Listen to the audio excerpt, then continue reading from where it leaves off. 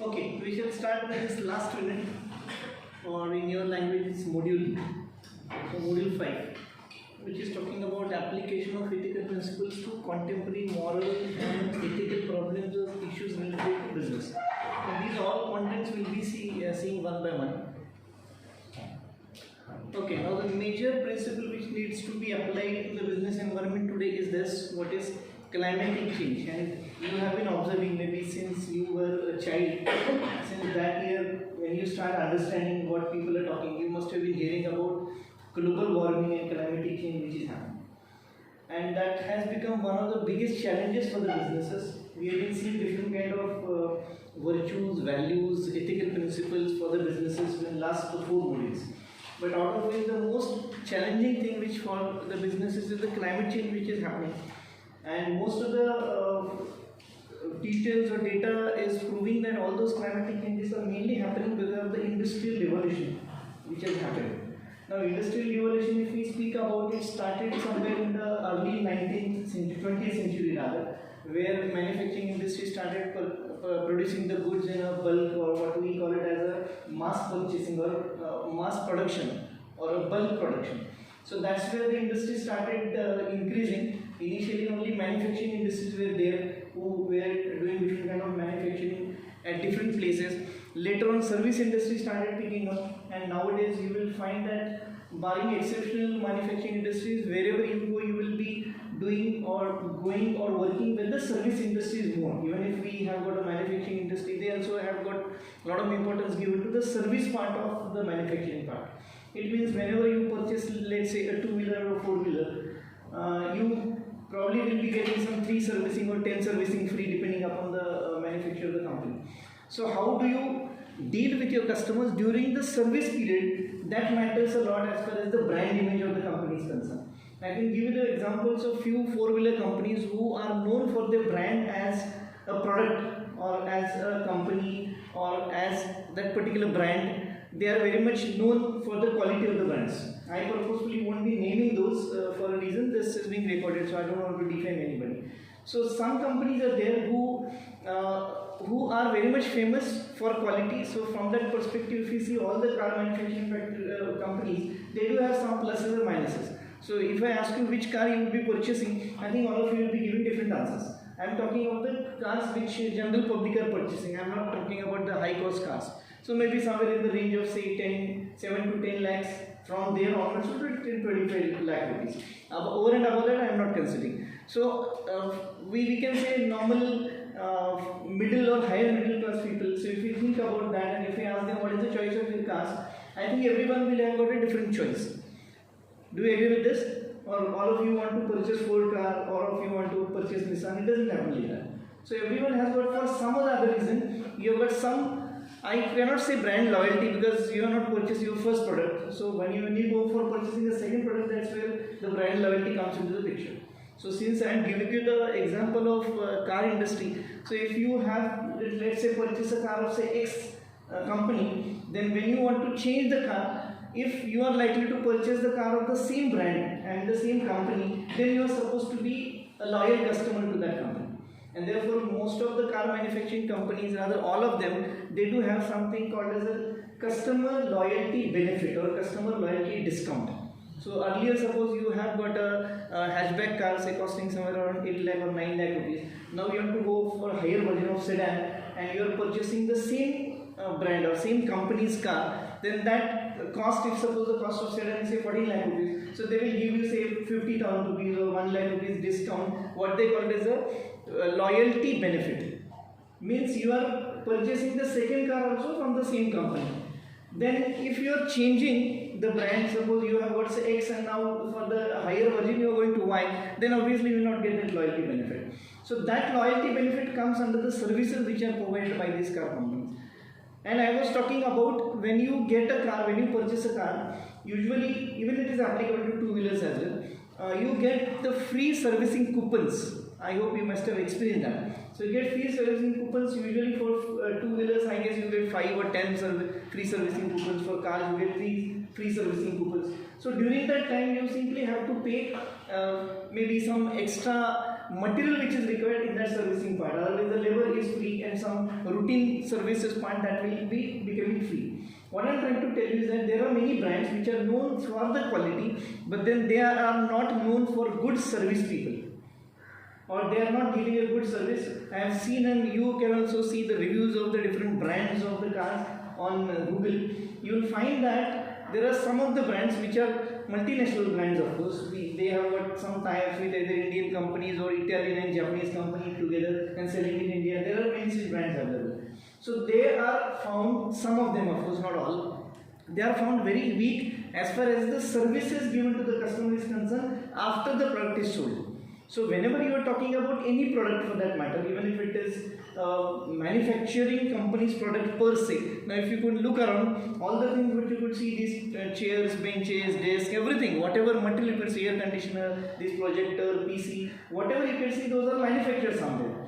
Now if suppose this projector stops working, or there was one flaw which I saw here, there was some, I am trying to find out why that shadow is there at the bottom. I could see that there is nothing obstructing in between, but then there is some shadow at the bottom. You can check it later.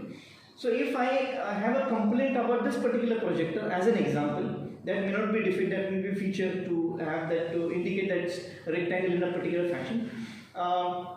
So if I have got some complaint to be made about this projector, I will be going to the person from whom or maybe the agency or maybe the shop from where I have purchased that particular projector.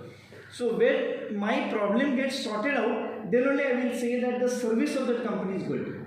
If my problem doesn't get sorted out, because of that poor service, next time I will not purchase the same brand of this projector.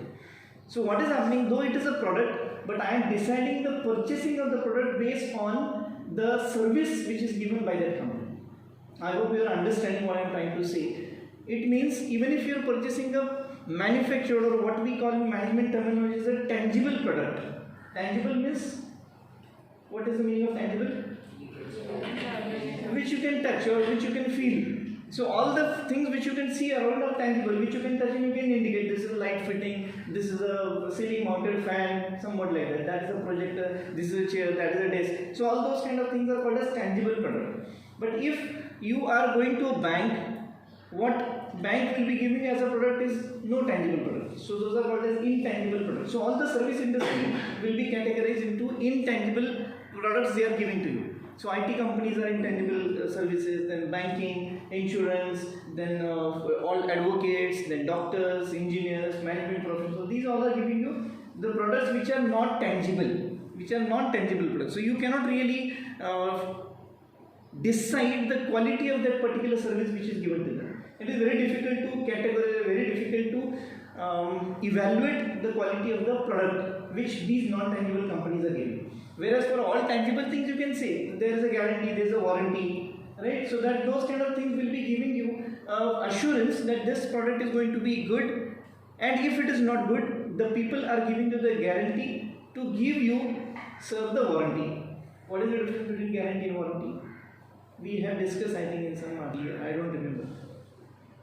Difference between guarantee and warranty. So guarantee we can exchange, or in warranty they are repairing. Correct, exactly. So in guarantee they will say they will give you a guarantee of 2 years. It means within 2 years anything happens to that product, they will give the product replaced. Whereas in warranty they will make the repairs of that product if at all anything comes up. So therefore 2-wheelers, 4-wheelers, they will come with warranty and not guarantee. Nobody will give you the entire car replaced.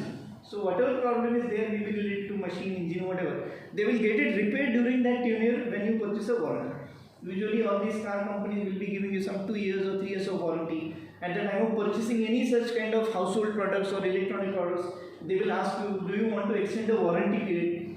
So if you are purchasing, let's say 10,000 rupees of product and it includes a warranty of 2 years, they will ask you, do you want to increase the warranty for 1 more year by just paying another additional 350 rupees. So by you just pay 350 rupees extra over and above that cost, which already includes the warranty for 2 years or 3 years, whatever. By adding that 350 rupees extra, you are increasing the warranty, means in another 1 year, if anything happens to your product, that will also be taken care or will be repaired by the company. Again, why I am telling you all those things is, whether it is a manufacturing company, I mean a production company, they are the ones which are found to be from long history responsible for making the climatic changes to happen. In earlier models, I have given you some examples of some companies who are creating a lot of environmental imbalance. So the entire unit number 5 is talking about mainly climatic changes, environmental imbalance, environmental pollutions, etc. So I'll be telling you all those things, which I guess there are some 11, 12 different cases of different companies, which will make you understand what do we mean by that. So climatic change refers to long-term shifts in temperature and weather patterns. So when we are talking about long-term changes in the temperatures, we are simply talking about global warming. And now it has become a buzzword in the industrial belt as well as in a common people also know that there is a climatic change happening and there is a global warming happening. Means the average temperature of Earth is found to be rising almost 1 to 2 degree after every 10 years. That may be the scale. You can check it on Google. So if that is going to be increasing every 5 years, every 10 years, it will reach to certain temperature after certain years, which will be very much dangerous for the human beings to stay or habitat, what we say. If we talk about temperature in Mumbai, it is much higher as compared to Pune. It is almost equal to temperature in Nagpur, but the temperature in Nagpur is different and temperature in Mumbai is different, because Nagpur is not surrounded by sea, where you have got that, I would say, advantage, because the temperature in Mumbai is at least still sustainable. You can adjust with the temperature, because the air which is getting the heat around, that is containing the water. The vapors of the sea will get mixed up with the air which is there around you, and that will contain water, something which is called as a moisture, which we also call as a humidity. So in Mumbai air there is a lot of humidity, so therefore it is at least very much bearable as compared to Nagpur air, where they don't have humidity. There is no sea around, so the air is absolutely dry. There are no water content, or less water content, I would say. There is less humidity. So people are found to be dying in Nagpur when the temperature reaches to 50 degree. That was about or before global warming I am talking about. Now every year, I remember since 85 I am in Pune, and I used to have my classmates coming from this North Maharashtra side, Nagpur, Dhule, Jalgaon, Bhusawal. So that time the temperature used to go to 40-42 degrees in 1985 to 1990. Now if you talk about Nagpur, temperature has found to be reaching 48 or 50 degrees centigrade. So just in 30 years, as I said, it has increased to almost 8 degrees in 30 years time. So if this continues going on, so the day will come when people in Mumbai also will start dying because the temperature is rising, and that is a major climatic change which is happening. And there are a lot of activities which are responsible for that. We'll see one by one which are those activities. But then that is what the climatic change refers to. It's long-term shifts in temperature and weather patterns. Now I think this year 2022 itself has become one of the exemplary thing as far as climate change is seen. So if you have seen now this year, I think till Diwali it was raining, whereas rains were supposed to stop somewhere at the end of September. October we start with winter. October, November, December, January has to be winter. The October hit in Pune, we are sensing it now in the month of November. So the entire climatic pattern, weather pattern is totally changed now. I remember that in Pune it started raining somewhere in the June end, and during Diwali days also it was raining, and it was heavily raining as if it rains in the month of July. Why this is happening? Those are mainly something which you call as the climatic changes, and this is responsibly found by some kind of studies that industries and industrial revolution is being responsible majorly, not only. So weather patterns to change. These shifts may be natural, such as through variations in the solar cycle. So we do have solar cycle changing, what we call the southern movement of a sun and a northern movement of a sun.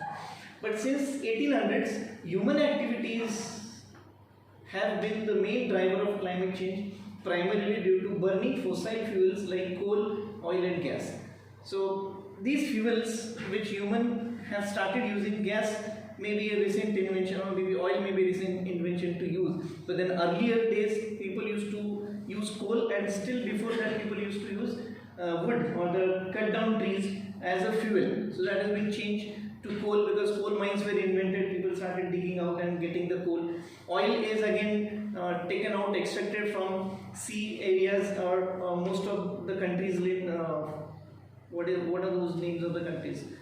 Azerbaijan, then Dubai, Afghanistan. So that area, that belt, Iraq, Iran, that belt is supposed to be giving the oil to the entire world as such. And it has been found by some studies that by 2030 maximum, 2027 to 2030, all the oil resources will be becoming zero. So that is the reason why not only Indian government but most other governments are thinking about alternative power to oil, and we are coming up with the e-vehicles, battery operated vehicles. So we have to do it, and that's a vision of our today's government. By 2030 they want to see almost 80% cars which will be running on e-vehicles. The reason is somewhere here, oil and some of the gases which we are using, maybe CNG today, LPG, those are likely to be depleting or going down and down. So we have to find out some kind of an alternative source for that.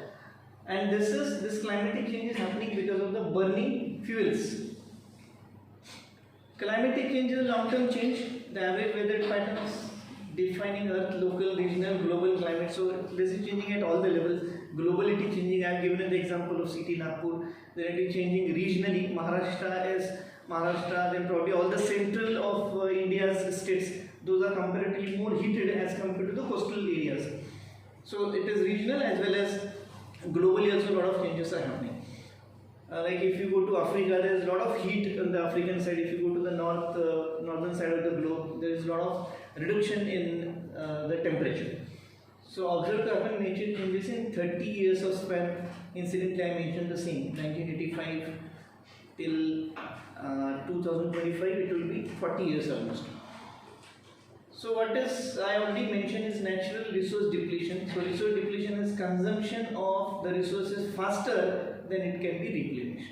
That means the resources which are likely to generate, so the amount of time which is required to generate those resources, you are consuming it before they replenish or before they generate. Replenish means regenerate. So you are consuming it faster than the regeneration. Natural resources are commonly divided between renewable and non-renewable resources. Means the ones which could be recycled or regenerated, renewed, and the ones which cannot be regenerated. So use of either these forms beyond the rate of replacement is considered as resource depletion. Depleting means going down and down. We say that in climatic change there is the ozone layer which is around the earth crust, somewhere around 1.5 kilometers from the natural atmosphere. That is depleting, and that ozone layer keeps the entire environment protected. Why that is depleting, that we'll see in future slides. So these are the two types of sources of energy. One is renewable on the left hand side and non-renewable on the right hand side. Non-renewable means these you cannot get it back. These are depleting, these are diminishing, going down and down, decaying, becoming zero, becoming less like that. Whereas renewable you can keep on recycling. For example, biomass energy such as ethanol, which is produced of wood or wood waste, then municipal solid waste which the corporation collects and they do a lot of processing on that, waste processing. Then landfill gas, biogases, biofuel, these are the recyclables, or you can reproduce again because this solid waste is likely to get generated, then wooden waste is likely to get generated. So whichever waste are getting generated, those are treated and those further are used for the purpose of creating such kind of gases like ethanol, which is called as a biomass energy. So this could be recycled, you can keep on getting again and again. Hydropower, we know that's one of the biggest power which we can use on the earth, because we know from geography and fact that 78% of the earth is water. So if that 70% of your water is properly used, that would be one of the best resource which you can use. Then tidal energy is very effectively used in the coastal regions like Mumbai, then most of the countries like Japan where they are situated on a kind of an island. So they are using the tidal energy to a great extent for basically creating the power, electrical power, and they are using maximum use of the tidal energy. Then wind energy, we know solar energy is again one such thing which is never going to die. Hydrogen, which could be produced by different kind of mixing of the materials in the air. So hydrogen is naturally freely available, which can be regenerated again and again. Wind energy, geothermal energy. So geothermal means earth crust, and the earth below the ground is always heat. So the more you go inside a ground, inside the earth, it will be becoming more and more heat. So that heat can be regenerated and can be used for certain manufacturing processes. So all this left hand side is the one which is continuously available, which is not going to become zero, none of the days. Okay. Though we are constructing buildings, or maybe we are trying to create some kind of spaces near water, but still this water itself is regenerating again and again. So the rivers are all meeting to the sea. Those rivers will also be getting more and more water from different sources. Non-renewable ones which is depleting, which is becoming zero. So someday all these will get exhausted and you may not have these kind of things to use. So fossil fuels means oils, natural gas, just now as I mentioned. Oil is the one which is getting less and less supplied by these countries. Crude oil, from which we get petrol, diesel, gasoline and many other byproducts. Then even your engine oils which are used for servicing of your vehicles, that is again becoming less and less. Then the coal mines are there, so there is a limitation to coal mine extraction. Of course, coal has got very limited application after the invention of other sources of energy after coal. Uranium is one such product which again we have got ores for all these different kind of metals which you use, so those are also depleting.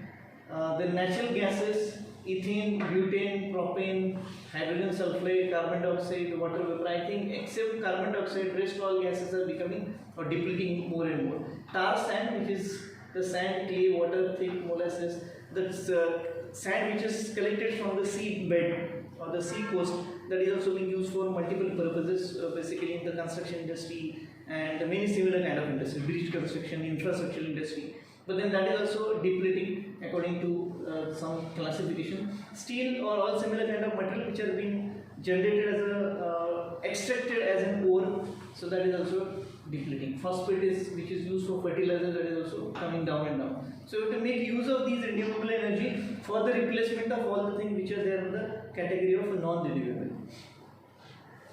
Depletion I have just now mentioned in the first slide. So it's why or what causes depletion. Depletion means reducing in the quantity. So overpopulation, with 7 billion people on the planet, the demand on the earth's resources continue to increase. So whatever renewable, non-renewable resources we are using, so because of population increasing, the demand is also increasing. Overconsumption and waste, excessive and unnecessary use of resources, all, again, when I say resources, all these are resources which are naturally available. Then deforestation and destruction of ecosystems leading to loss of biodiversity. Deforestation is cutting the trees and constructing the buildings there. So we say that nowadays all the cities are becoming the jungles of concrete. When we say jungle, we always imagine there are a lot of tall trees and you cannot really find out the way in. But although tall trees are cut and there human beings have started constructing the building. And I think in Maharashtra, Mumbai is probably the first city to have skyscrapers being allowed to construct. Pune, they have started just, I think, after lockdown, they are allowing the high-rise building over and about 21 stories. So there are 43 stories tower coming up in Pune. They claim to be the first tower in Pune. But then Mumbai, Pune, such metro cities are there where tall story buildings are there. And when you are constructing any tall story building, there is some rule called as FSI, floor to space index. And according to those calculations, when you are constructing the more high-rise building, you have to leave more space around the side of the building. So when you want to have more space, how will you create it? Where there were already some trees available. So to cut down the trees, and that cutting of the trees, we call it as deforestation. So that has resulted into deforestation of the area. I don't know much about Pune, but then I can talk about much about Mumbai. So then I can talk about Pune. There is a road called the Singhad Road. At least you must have heard of. You might have visited. There is a Singhad Fort which was won by Shivaji Maharaj in his days. And the road there, I remember when I was in Pune in 1985. We used to have one of our friends who used to stay on Singhad Road, which was hardly 1.5 kilometers from Deccan Gymkhana, which is a hardcore city area of Deccan Gymkhana is the center of Pune. So from there it was hardly 1.5 kilometers. That means from here to your Shiv Sena Bhavan. That much distance. So if I want to go from here till that distance, it was the only habited area people used to stay. After that it was entire jungle. This I am talking only 37 years before. Now if we happen to go go to Singhad Road, right from this Deccan Gymkhana up till Singhad Fort, people have started staying. So there are a lot of buildings constructed. There is every day there is at least 1 to 1.5 hours of traffic jam in the morning and evening. And it is only because of deforestation. All the buildings were cut. On the right hand side there is a river, and on left hand side there is a hillock side. So in between, the entire Singhad Road has been developed so much that we have forgotten. Literally, we used to feel frightened if we used to go to Singhad Road in the evening time, because there used to be total dark. And that my friend used to say somewhere around from here till around 500 meters inside the Singhad Road, we could see his home from the road. Now we cannot, because on the road itself there are a lot of construction, a lot of buildings standing tall, and all this has happened. The Singhad Road earlier was only one track road with lot of greenery, lot of trees around, but now it has become 6 track roads. You cannot see, really find out any trees around. So what I am trying to tell you is the perfect word which is being used nowadays is called as human beings are constructing the forests of building. Concrete ka jungle bolte hain. So we are creating concrete jungles. It means we are deforesting. Means we are cutting down the trees in simple ways, and which is creating a lot of danger to the nature. And we know certain fundamentals which you learned in the school days, because trees is one of the sources, if you can remember in model number 1 which I have told. Paropakaraha punyaya. Means trees are there who will always keep on giving you. Trees don't ask anything to you. Even they won't ask you to water them. They will take the water from rains and they themselves will serve. But they will give you back, they will give you wood, they will give you their leaves, they will give you fruits, then flowers, then they will give you shadow, they will give you oxygen, everything they will give you. They are there only to give. So when there is some element which is giving you, you are cutting it down, you are likely to suffer. So from that particular logic and philosophy, deforestation has resulted to a great extent to the destruction of ecosystem, and it has been found that ozone layer is depleting because of cutting of the forests. And that maybe I would say some millions of acres of land of trees must have been cut, at least in our country, to create these concrete jungles, but then which is dangerous and which is disturbing the ecosystem. Therefore, if you are constructing any building nowadays, so the corporation has made certain rules that you have to plant so many trees per square feet of the building, and the building owner or the contractor has to very strictly follow it. It's again try to come back and try to balance the imbalance which is already happening due to deforestation. Then mining of minerals and and oils, which I have spoken in the earlier slide. All the metals which you are using, those are the outcomes of some of the minerals, some of the ores of the metals which are available below the ground. And there is a limitation of stock which is available. So that is depleting, coming down. Then technological industrial development is creating rather a lot of nuisance rather than contributing to any of the natural resources. Erosion, soil erosion, you must have heard of. Then while constructing the roads also for development, like industrial development or technological development. Now while coming from Pune to Mumbai, I remember there was only one road from Pune Mumbai, old Mumbai Pune highway. That was only available some, I think 25 years before this express highway was constructed. So when the express highway was constructed, all the again trees, all the fields in between, those were all demolished. Now because of that, again that may be one of the reasons, one of the major reasons, and it was required from industrial development point of view. To create that road, there were a lot of hillocks which have been cut. You might have been seeing this Lonara Ghat. So a lot of things, hills which were having a lot of trees, which were having a lot of lush green area on the top of the hill, that all got cut. And they have created now 8-track express highway. It has definitely created a convenience to the people traveling from Pune to Mumbai. There are people whom I know who are working in Pune or Mumbai, vice versa. They travel almost every day. Morning they start from Pune, reach in Mumbai. Then evening again they will go back. So that has created a convenience for sure. But then on the other side, it has created more loss to the human beings because of these developments. Pollution and contamination resources will be speaking a lot in later slides. So that is only because of the industrial development which is happening. Poor farming, soil management practices. Now I won't call it as poor farming because there are a lot of technological advancement happening in agricultural sector. That is again advantages for the people who are working into agricultural sector. But then earlier when the technology was not available, that is also helping the natural resources to deplete or come down. Soil management practices, the quality of the soil will decide what kind of crops, what kind of trees will be growing. For example, these coconut trees are more found in the coastal areas like Mumbai or maybe Konkan area, because that kind of soil or that kind of natural environment is more suitable to those kind of plants. Now there is one site, I don't know, I cannot read this yet. You will be able to see this in your PDF, which I will be sharing with you. That is giving you some kind of world counts, and that is giving you live world count. After every second, after every minute, it will give you, it will go on counting. So these are few of the examples which I have gotten from here. So total tons of resources extracted from the earth. So 92,26946 tons of resources extracted from below the earth. Now if you go to this site again, which is here, this figure you will see that this is changing. You open that site, that figure will keep on changing. So after every hour, after every minute, after every second, what is the number of total tonnage extracted from the earth that is being recorded. Then this is the hectares of forest which are cut down or burnt. You can just read this figure. I think it is 21 crore 637,000 hectares, which is bigger than acres. Then it says that the time to end the seafood, so within 27 years, 81 days, 15 hours, 04, 19 seconds. So this figure is coming down and down. So even if you open this site now, you will find that this figure is going down. I'll just show you. Let me check.